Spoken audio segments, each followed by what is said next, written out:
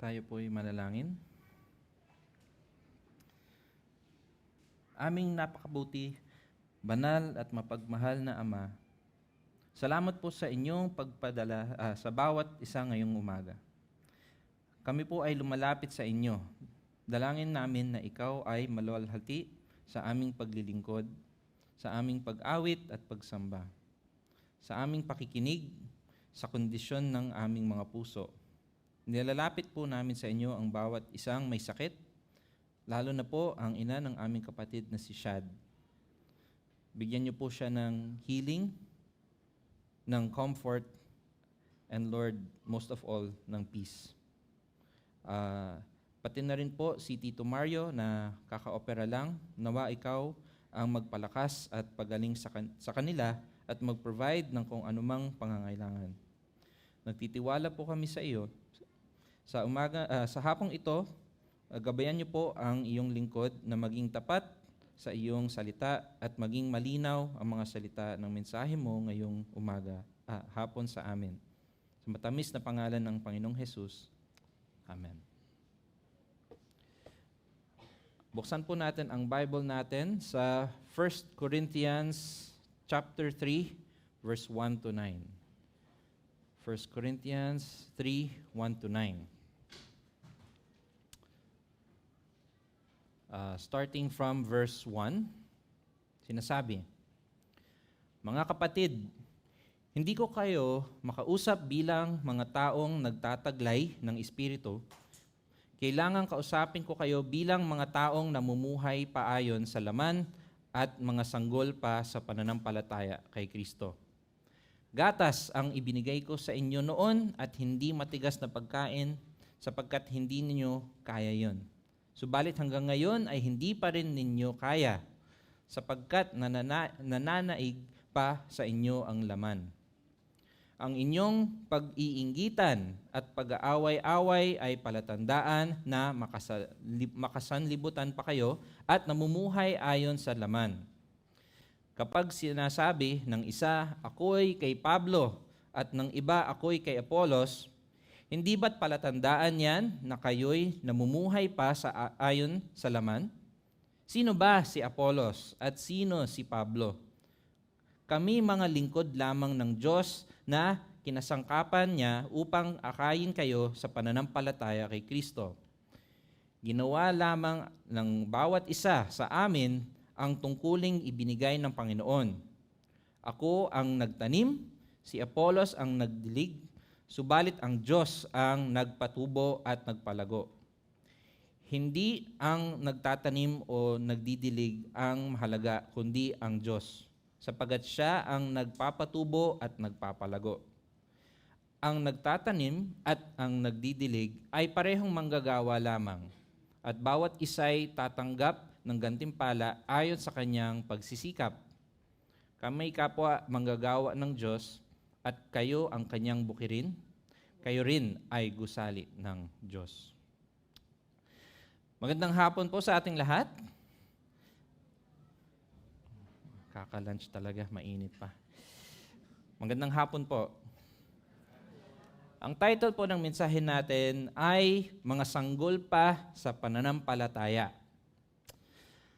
Tanong lang po, ano po ang kahalagahan ng tamang pag-develop o paglago ng isang bata?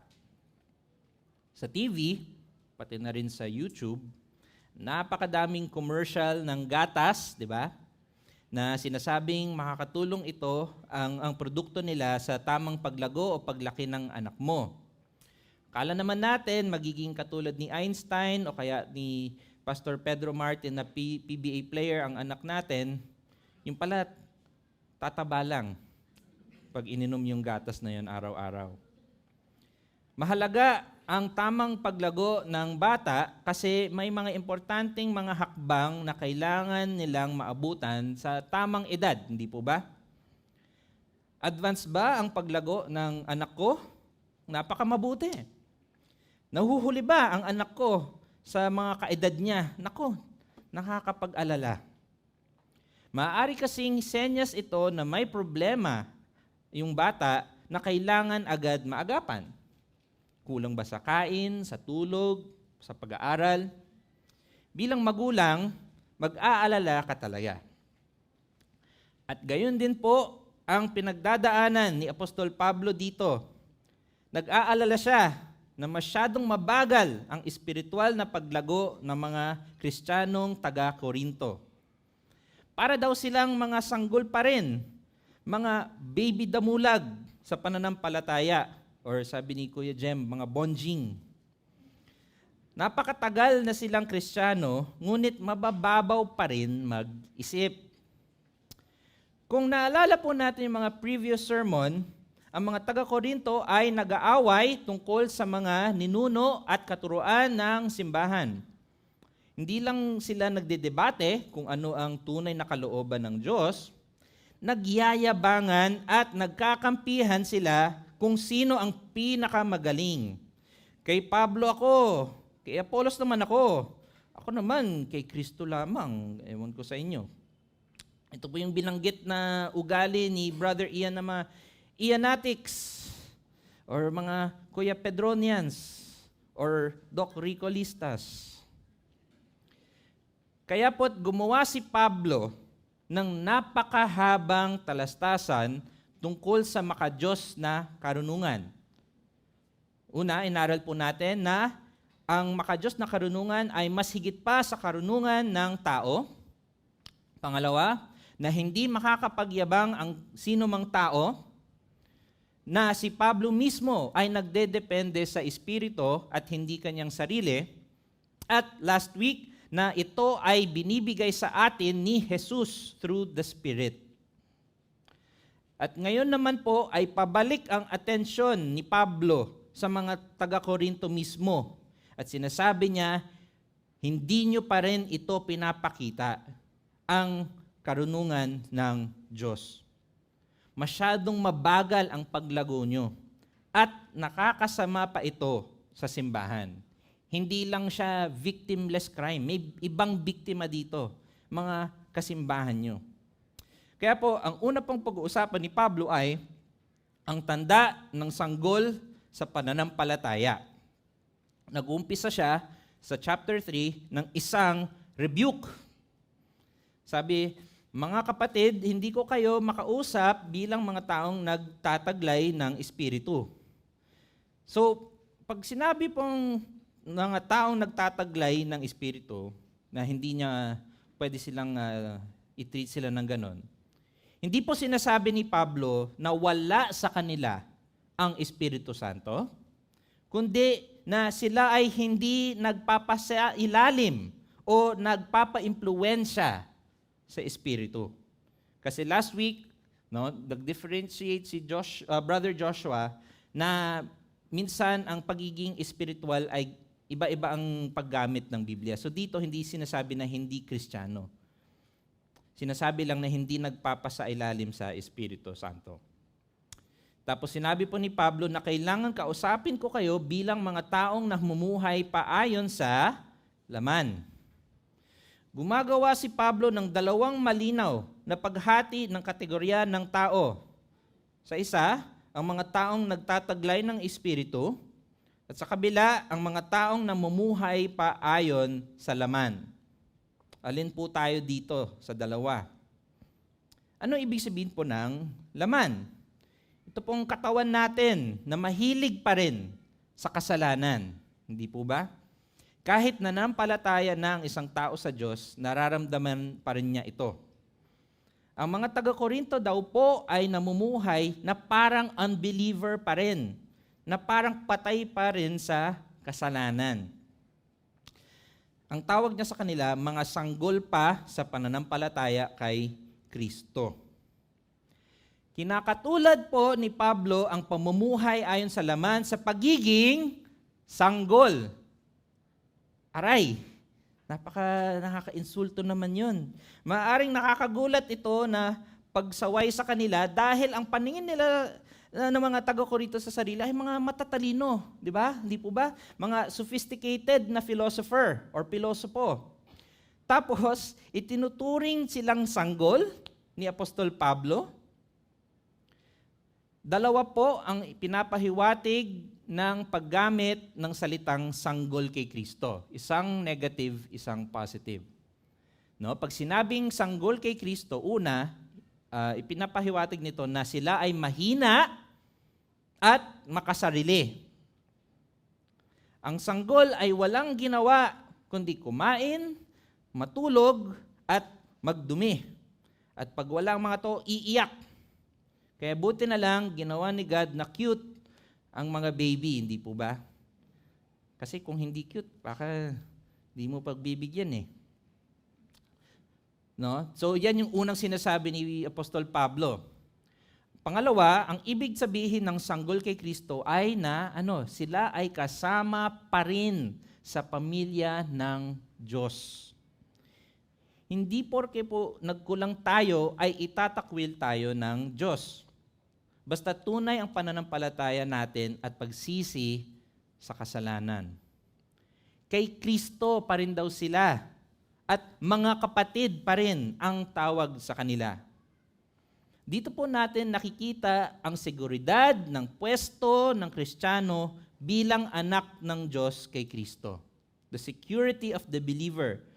Sabi po sa Filipos 3:9, ang aking pagiging matuwid ay hindi sa pamamagitan ng pagsunod sa kautusan, kundi sa pananalig kay Kristo.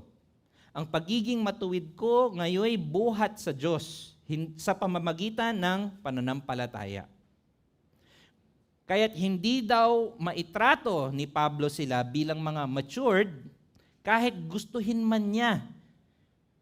Wala silang maintindihan. Bakit? In-explain niya sa verse 2. Gatas ang ibinigay ko sa inyo noon at hindi matigas na pagkain sapagkat hindi ninyo kaya yon. Ano po ang gatas at ano ang ibig sabihin ng matitigas na pagkain? Yung una, gatas, si Pablo ang nagturo sa mga taga-Korinto ng ebanghelyo. Sinimula niya ang simbahan nila at tinuro ang mga basic na katuruan ng Biblia. Anong halimbawa ng basic teaching ng Bible na, for example, na namatay si Jesus para sa kasalanan natin. Di po ba? I think kahit mga hindi Kristiyano, alam nila yung kasabihan na yun. No? Ngunit, hindi na sila lumago pagkatapos nito. Hindi pa rin daw nila kaya ang matigas na pagkain. Ang matigas na pagkain ay hindi tumuturing sa ibang mga sikretong katotohanan na exclusive lang sa mga pinakamataas na level na Christian. Kundi ang mas malalim na implikasyon ng mga same basic na katuruan mismo. Okay? Hindi sa ibang katuruan, kundi same pero mas malalim na implikasyon. Halimbawa, yung example kanina na si Jesus ay namatay para sa kasalanan natin, no? May mga iba-ibang implikasyon yan. Una, for example, si Jesus ay kinailangan magkatawang tao para kaya niyang mamatay para sa kasalanan ko. Ang tawag doon, incarnation. No? O kaya, dahil sa pagkamatay niya, hindi lang niya nilagay ang kasalanan ko sa kanya, kundi nilagay din niya ang kabutihan at pagiging banal niya sa akin. Ang tawag po doon is imputed righteousness. He put His righteousness on us. So tuloy, same truth, pero mas malalim na nakaturuan. Mas masustansya kung tawagin. Katulad po kasi ng gatas na madaling ma-digest at iinumin na lang. 'Di ba? Ang bata, ang sanggol kahit walang malay or isip para sa sarili, kaya niyang uminom ng gatas. Ang basic Bible teachings, katulad po nun, ay madaling maintindihan. Subalit, ang matigas na pagkain, like say chicken or barbecue, ay kailangan pang nguyain. Ito ay dahil mas puno ito ng protina at iba pang nutrisyon. Kumain naman po tayo, no? So hindi nakakagutom. Kanina medyo nakakagutom kasi. Ganun din po ang mas malalalim na katuruan ng Biblia. Hindi pwedeng basta-basta passive na makinig lamang. Kailangan talagang pakinggan, intindihin, at gumawa ng matinding pagsusuri sa sarili na minsan ay masakit at nakakahiya gawin. Ito ay kailangang nguyain. Ngunit ano naman ang dulot ng pagsisikap sa matigas na pagkain? Abay, mas masarap, hindi po ba? Mas masustansya at mas nagpapalakas ng katawan. Isang example, no? 'Di ba po ang bata kadalasan pag maliit pa, ang gusto lang nilang kainin palagi is fried chicken. Ngunit pag medyo nagbinata or nagdalaga na, paglaki, gusto na mahilig na rin sa adobo. Kahit hindi nga ganun kalaki. Napapahilig sa adobo, sinigang, kare-kare, crispy pata. O, 'di ba busog naman tayo? Hindi po ba napakasaya mag-explore ng iba-ibang luto at flavors? Ganon din, amen. Ganon din ang mga malalalim na katuruan ng Biblia. Napakasarap malaman at tunay na maintindihan ang mga pangako, kaugalian, kapangyarihan at napakatinding pagmamahal sa atin ng Diyos.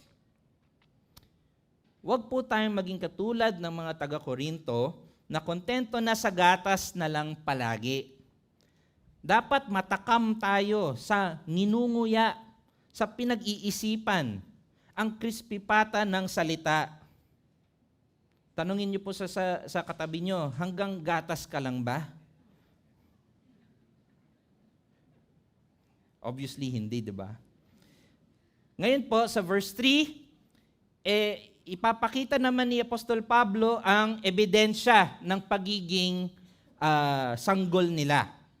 Verse 3, sapagkat nananaig pa sa inyo ang laman, ang inyong pag-iinggitan at pag-aaway-away ay palatandaan na makasanlibutan pa kayo at namumuhay ayon sa laman. No? Sapagkat, no, yung salitang yun, no, kino-connect niya yung huling sinabi. Bakit sila itinuturing sanggol? Dahil nananaig pa sila sa laman. Sa paanong paraan? Dalawa. Una, pag-iinggitan. Ano po ang ibig sabihin ng inggitan? Pagkumpara ng sarili sa iba, no? Ito'y pag sinasabi natin, bakit siya mas kinikilala? Bakit siya mas nirirespeto? Mas marunong naman ako sa kanya. Mas masipag naman ako sa kanya. Sabihin sa katabi po, inggitero ka ba? Nanggagaling ito sa mga kasalanang pag-uugali ng paghahanap ng approval ng tao imbis na approval ng Diyos. Bakit?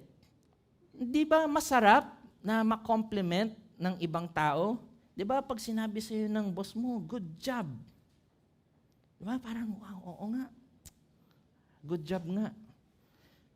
Napakasarap na makinig na marinig ang compliments at affirmation ng tao. Nakakapagbigay ng validation, no, ng pagsisikap or effort natin. Yan yung una. Ang pangalawang evidence ng pagiging makalaman ay ang pag-aaway-away. Ito naman po ang resulta, ang bunga ng kainggitan na hindi na maitago. Kasi pag-inggitan pa lang, di ba, natatago mo pa yun sa isip mo eh. Bakit siya? Ganun. Pero pag hindi natin to kinonfess kay God, no, bubunga ito at magiging pag-aaway-away. Maaring ito maging extreme, katulad ng pag-iinsulto, diretsong pag-iinsulto, or paninira sa social media, parinig dyan sa social media.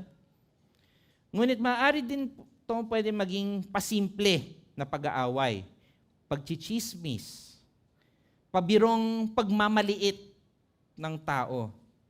'Di ba? Minsan may nagsasarcastic na remark na minamaliit ang tao, tas tayo natatawa tayo. Ay, oo nga. Ito po ay napakapangit at napakabaho para sa isang simbahan. Tapos sinasabi po ni Apostol Pablo, hindi ba palatandaan yan na kayo'y namumuhay paayon sa laman? Pag sinabing hindi ba, ano siya? Halata. Hindi ba siya halata? Ebidensya, logical, obvious. Pag sinabing hindi ba, hindi na kailangan sagutin kasi obvious yung sagot. Ito rin po, pag sinabing hindi ba, pagkakataon din po ito na suriin ang sarili. Kasi nagpapa-self-examination si Pablo. At ang pamumuhay ayon sa laman, ay katulad ng tinutukoy ni Pablo sa Efeso chapter 2 verse 3 na sinabi, ang totoo, tayong lahat ay dati ring namumuhay ayon sa pagnanasa ng ating laman at sumusunod sa mga hilig ng katawan at pag-iisip. Kaya't sa ating likas na kalagayan, kabilang tayo sa mga taong kinapupuotan ng Diyos. Para silang unsaved. Kaya po, ang pag-iinggitan at pag-aaway nila ay manifestasyon lamang ng tunay na problema na ano po yon? Ang pananaig sa kanila ng laman. Ngunit maaaring iba-iba ang anyo nito sa buhay natin. Ang pamumuhay ayon sa laman, the flesh, ay itinatawag ding pagiging makamundo. Pagiging katulad ng mundo na hindi kinikilala ang Diyos. Ito ang tunay na problema ng mga taga-Korinto. Example lang ang pag-iinggitan nila nito. Minsan ito ay ang pagiging makamundo ay mga halatang bagay katulad ng paglalasing o kalaswaan.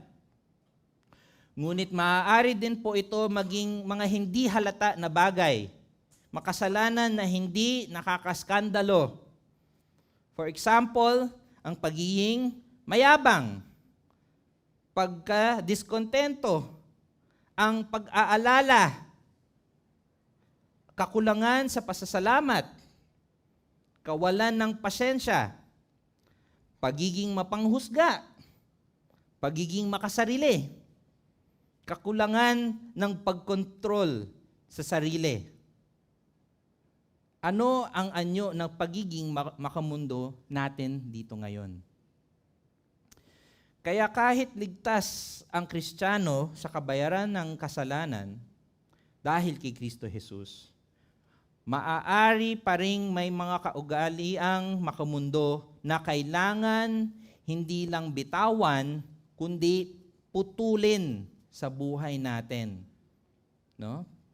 Mas mahirap pang bitawan kasi parang ikaw pinutol talaga out of my life. Hindi para patawarin tayo ng Diyos, kaya po natin gagawin, hindi po para patawarin tayo ng Diyos, kundi dulot ng pusong nagsisisi na at nagsasabing tinanggap na ang Ebanghelyo. At yun po yung unang part ni Paul, the sign ng pagiging espiritual na sanggol. Ngunit hindi lang po tayo iniiwan ng Diyos na manatiling sanggol. Praise God! Hindi lang tayo pinapagalitan, tutulungan pa tayo. Ngayon naman po ay malalaman natin ang pinagmumulan ng espiritual na paglago. Starting from verse 5, ngayon naman po, mag-transition si Pablo sa correction. Una is rebuke, ngayon correction. Now, verse 5, sino ba si Apollos at sino si Pablo? Pag sinabing sino ba, kung hindi pag-aawayan ang galing nila, kung hindi sila ang idolo natin, kung hindi sila ang focus natin, sino sila? Ano sila? Wala bang halaga ang gawa nila? para sa simbahan? Ang sagot ni Pablo, kami mga lingkod lamang ng Diyos. Ang term na lingkod ay galing po sa salitang diakonos o deacon. No? Ito po ay hindi ibig sabihin yung mga bossing sa simbahan. Ang ibig sabihin ng deacon ay waiter. Mga tagalinis lang ng table. Simpleng manggagawa lamang. At sinabi ni Pablo na kinasangkapan niya upang akayin kayo sa pananampalataya kay Kristo. Ito ang tamang pananaw sa mga tagapaglingkod ng Diyos na mga instrumento sila ng Diyos. Ito'y isang pribilehyo, ang pagiging instrumento ng Diyos. Katulad po ito ng isang grand piano na nasa isang museum. Kahit gaano kaganda ito, wala siyang kwenta kung wala ang musikerong tutugtog sa kanya. Hindi kailangan ng Diyos ang kahit sino sa atin upang matupad ang kalooban niya. Ngunit binibigyan tayo ng pagkakataong maggamit at masaksi ang kapangyarihan niya sa buhay ng ibang tao. Kaya po ito pribilehyo. Hindi ito pagpipwersa, kundi isang karangalan para sa isang manggagawa. Ang galing ay nasa musikero, hindi sa instrumento.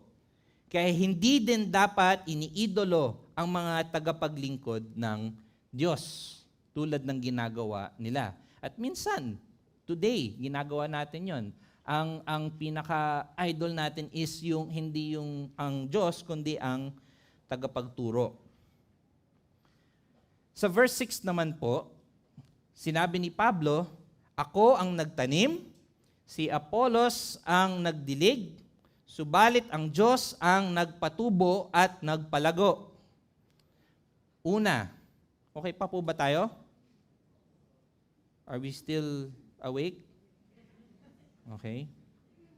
Ang unang sinabi po ni Pablo, ako ang nagtanim, si Apollos ang nagdilig. Gumagamit ngayon si Pablo ng ilustrasyon ng pagsasaka na karaniwan sa kultura nila para madali nila maintindihan ang koneksyon ng mga manggagawa at ng paglago mismo, no? Para madali nilang maintindihan.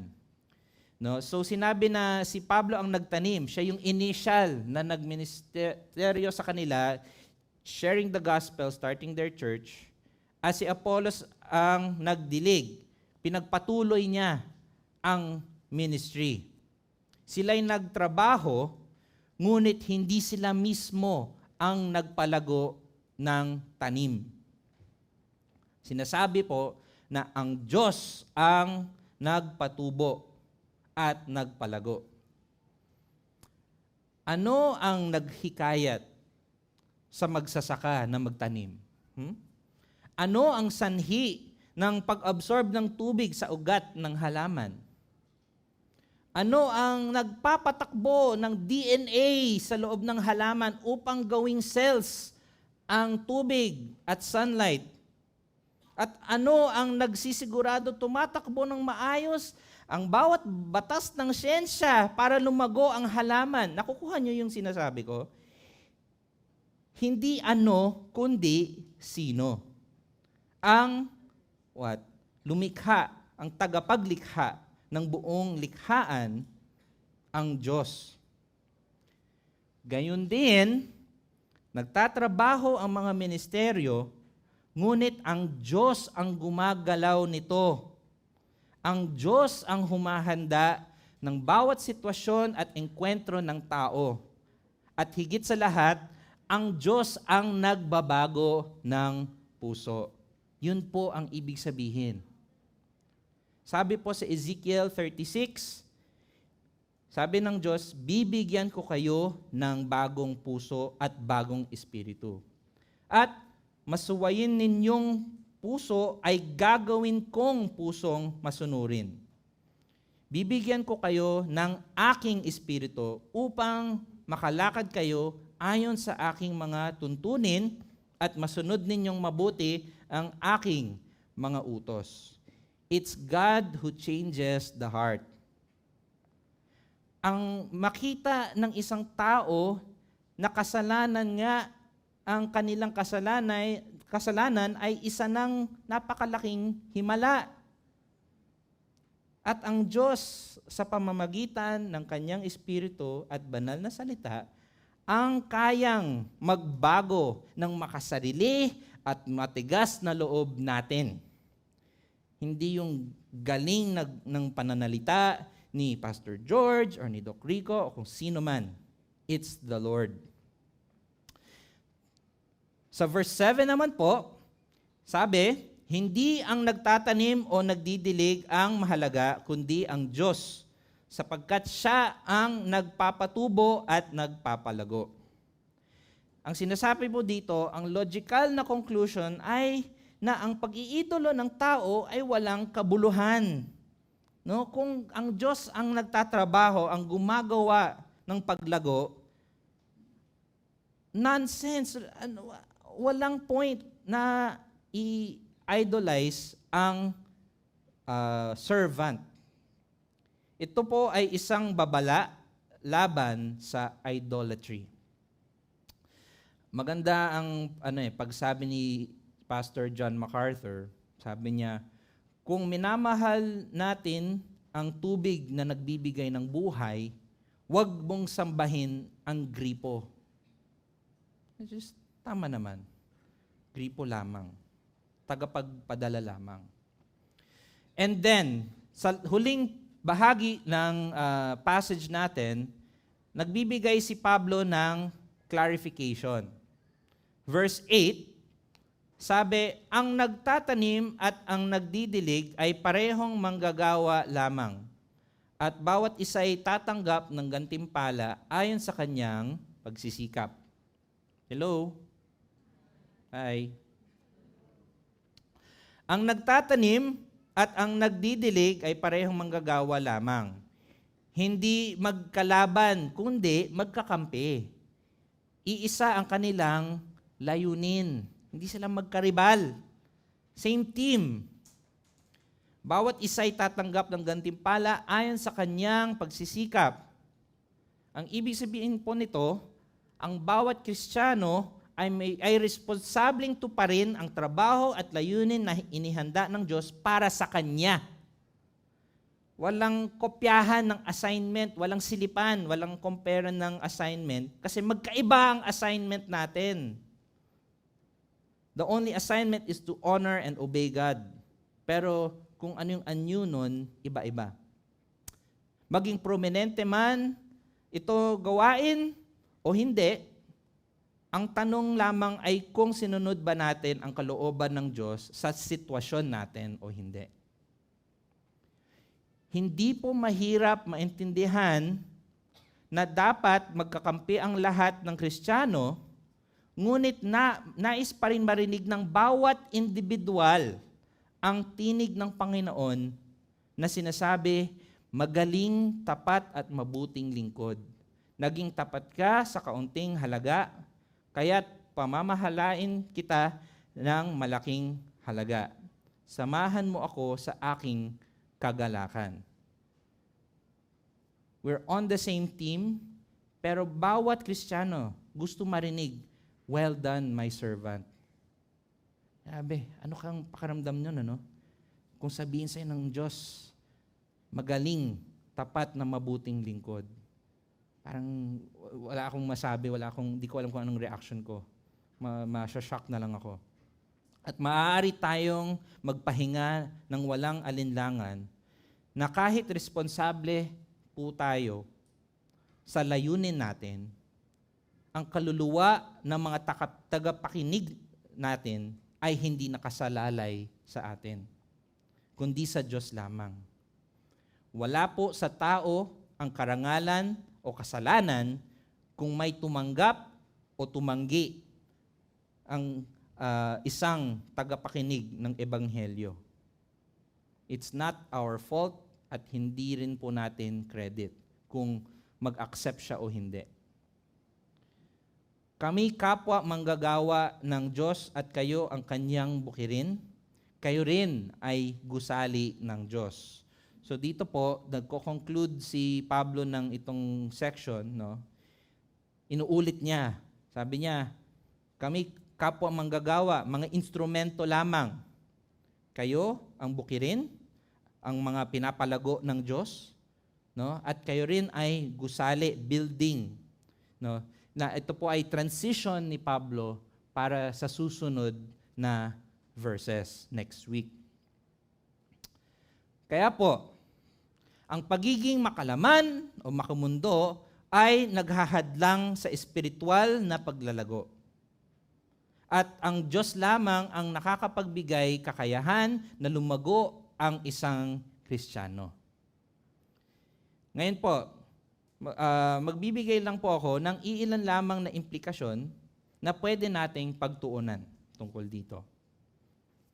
Una, ang mga makamundong kaugalian na hinayaang magpatuloy ay magdudulot ng pinsala sa simbahan. Okay? Para sa mga taga-Korinto, ang makamundong pag-uugaling pinag-uusapan ay nagkakataon lang na ang pagiging makasarili at selosong pag-aaway. Pero ano naman ang sa atin? Sabi sa Kawikaan 28 verse 13, ang nagkukubli ng kanyang sala ay hindi mapapabuti. Ngunit kahabagan ng Diyos ang nagbabalik loob at nagsisisi. Minamahal na simbahan, anong mga makasalanang pag-uugali ang nahahayaan nating manitili sa puso natin? Katulad po ng isang virus, anong mga salot ang pinapasok natin sa mga pintuan na ito? Akala nating hindi nakakapinsala ay nakasisiguradong lilitaw kapag dumating ang mga pagsubok at tayo'y mapapasama. Katulad ng nangyari sa mga taga-Korinto. Yan po ang unang implikasyon. Mga ugaling makumundo na hinayaang magpatuloy ay magdudulot ng pinsala sa simbahan. Pangalawa, ang mga makamundong kaugalian na hinayaan pa ring magpatuloy ay ginagawa tayong komportable sa gatas o mabababaw na katuruan lamang. Ang pusong mahal ang kasalanan ay kontento po sa mabababaw na katuruan dahil hindi ito nangangailangan ng pagtsatsaga sa mahirap na pagsusuri ng sarili o pagbabago. Walang ibang mas gugustuhin pa ng makasalanang puso kundi maiwan tayo na masaya o kontento sa mga mabababaw na sermon na puro kwento at patawa lamang. Tayo po ba, naging baby damulag Christian na ba tayo? Tumagal ng makasarili at mababaw ang pananampalataya? Sabi po sa Efeso 4:14, nang sa gayon, hindi na tayo magiging tulad sa mga batang madaling matangay ng sari-saring aral. Hindi na tayo maililigaw ng mga taong ang hangad ay dalin tayo sa kamalian sa pamamagitan ng kanilang katusuhan at panlilinlang. Ang lingwahe po, kung titignan po talaga natin, ang lingwahe na ginagamit sa Efeso ay nagpapakita ng pagiging kaawa-awa at walang magawa para sa sarili. Kasuklam-suklam ang pagiging katulad nito. Kaya, pagsikapin po natin makamit ang masusustansya na katotohanan, hindi lang puro mabababaw at puro patawa na sermon. Ang huli pong implikasyon, pinapalago ng Panginoon ang tunay niyang mga anak sa gusto nila o hindi. Now, depende sa kalagayan ng iyong pagsisisi sa kasalanan, maaari po ito maging good news or bad news. Para sa pasaway at di masunurin na Kristiyano, ito po ay bad news dahil inaanyayahan mo ang matinding disiplina ng Panginoon.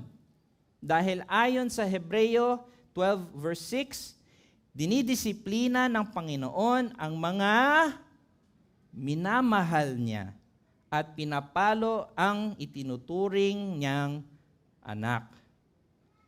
Diba, pag anak mo umaabot na sa saksakan or sa apoy, gagawin mo, "Uy, anong ginagawa mo dyan?" Maaring magulat siya, maaring umiyak siya sa gulat. Bakit sinagawan ako ni Daddy? Diba, para sa kabutihan niya, ganun din po ang Diyos. Huwag po natin hintayin na may matindi na gawin ang Panginoon para makuha ang atensyon mo. Dahil ang paglago ng tunay na mananampalataya ay may kasamang pagpipigil para di tayo mapadpad sa daan ng kasalanan. At para naman po sa nagsisising Kristiyano, napakatamis naman ang pangako na ilalago tayo sa kabanalan ng Diyos. Sapagkat ang natitirang kasalanan sa laman natin, kahit napatawaran ito, ay gumagambala pa rin sa atin. At desperado tayong magtagumpay laban dito, hindi po ba? At maasahan po natin, ng katulad ni Apostol Pablo, na natitiyak kung ang mabuting gawang pinasimulan sa inyo ng Diyos ay kanyang lulubusin hanggang araw ni Hesukristo. Filipos 1:6. Tatapusin po niya ito. For sure, 100%. Kristiyano, ikaw po ba ay nanghihina at nagluluksa? Paulit-ulit na nabibigo sa temptation, panunukso ng kaaway. Lakasan po ang loob sapagkat sinabi sa Mateo 5:6, pinagpala ang mga may matinding hangarin na sumunod sa kalooban ng Diyos. Kahit hindi perfect, desperate sila sapagkat sila'y bibigyang kasiyahan ng Diyos. At kung ikaw naman po ay hindi pa lumalapit sa tagapagligtas na si Hesukristo at nagnanais ng ganitong bagong buhay, ng paglalago na espiritual, halina po't ilantad lahat ng kasalanan mo sa Diyos at patatawarin ka ng may galak at walang pag-aalinlangan at palalaguin ka sa kabanalan. Sabi po sa Isaiah 61:11, kung paanong sa lupay sumisibol ang halaman at sa hardin ay lumilitaw ang binhing itinanim, ipapakita ng Panginoong Yahweh ang kanyang katwiran at papuri sa harap ng lahat ng bansa. Tayo po'y manalangin. Panginoong Diyos, kahit anuman ang kalagayan ng aming paglalago sa pananampalatayan, wala pong anumang bagay tungkol sa puso namin ay naitatago sa inyo. Kung kami po ay nagsisisi, bigyan niyo po kami ng lakas at tibay ng loob.